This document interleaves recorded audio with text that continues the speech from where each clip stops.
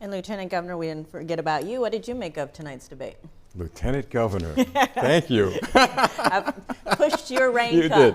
Well, I'll tell you, Ron DeSantis won it, clearly. He was articulate, and I've got to tell you, he really portrayed himself presidential, something I hadn't seen in the past. And he did something I thought that was very close to my heart and very significant, which makes the American people a winner also.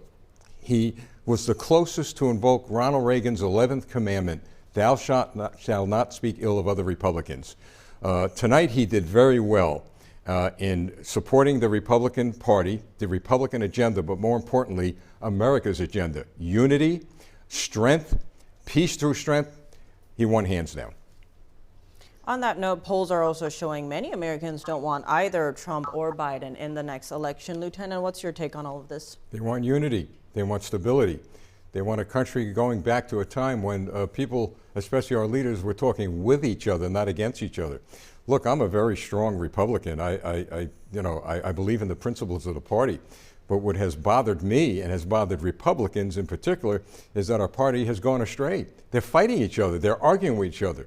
Look what has the Congress done. What has the United States Congress done since the Republican Party, my party, by the way, has taken control?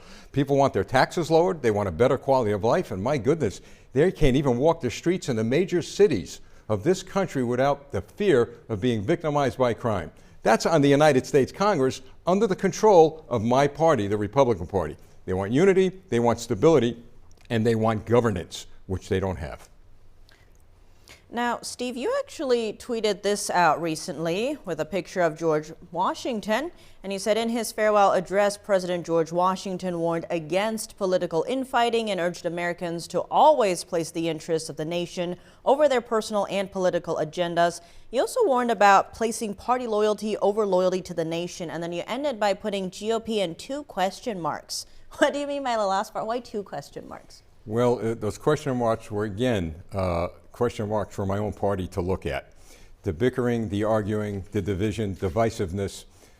This is what I'm hearing around the country from Republicans, by the way.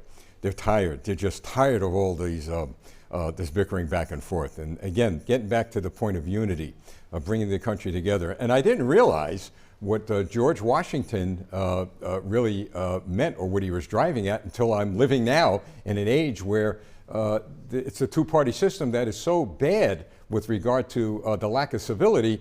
I kind of agree with him at this point. The 2-party system is just about falling apart here. One thing I'm very concerned about is our young people. They're watching, young people in high school, in colleges, they're watching how the leaders of our nation are going to be acting. And, the bullying has to stop, the name calling has to stop. So I think we have to take stock. Whether you're a Democrat or Republican, remember you're an American, and you have to stand up for what's right, but our character counts.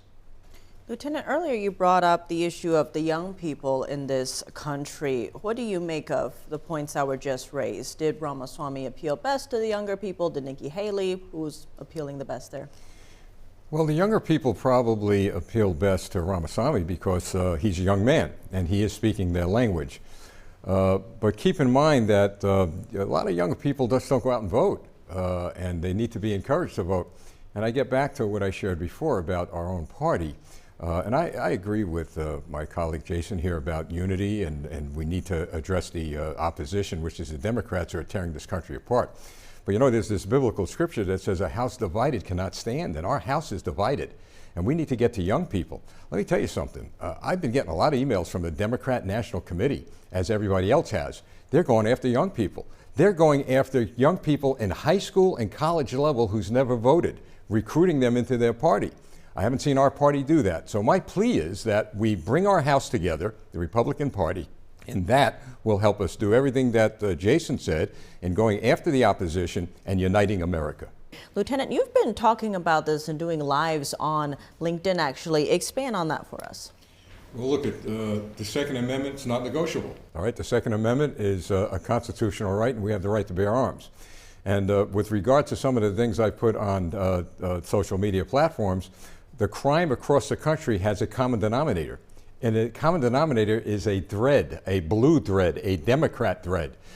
You have to put criminals behind bars for a long time. You have to give the police the ability to do their job. And let's get back to a time where the government is protecting the people and not criminals. Which voters were DeSantis and Haley trying to win over? Who do they need to win over if they want to beat Trump, given his massive lead in the polls? Lieutenant, what are your thoughts? Look, Ron DeSantis and Nikki Haley need to win over more Republicans, and they're working on that. But all of them, including President Trump, they've got to go to work on independents. They've got to go to work on Democrat conservatives. I'm one of those Republicans who would have loved to see Donald Trump up on that stage and every other debate, because he would give himself the opportunity to speak to the undecided, independents, Democrats, and perhaps more importantly, and I mentioned this before, young people who were very little when Donald Trump was president and now could probably be a voting age. It would be great to hear him talk about his very successful policies. So I would say that that was very, very important. And Lieutenant, 30 seconds, how would you get back to the unity that you were talking about in terms of the Republican Party? Well, we need a chairperson in the head of the Republican Party who's going to help bring the candidates together, make them pledge not to go after each other, invoke Ronald Reagan's 11th commandment. It's so important.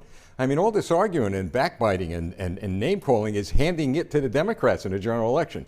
So I would say to the American people, look at who's bringing articulate policy changes to the country. What's good for America? And also, I always say this, there's a God above. We need to keep our country in prayer, because somewhere along the line, he still has his hands on this country, and we're going to come out of this okay.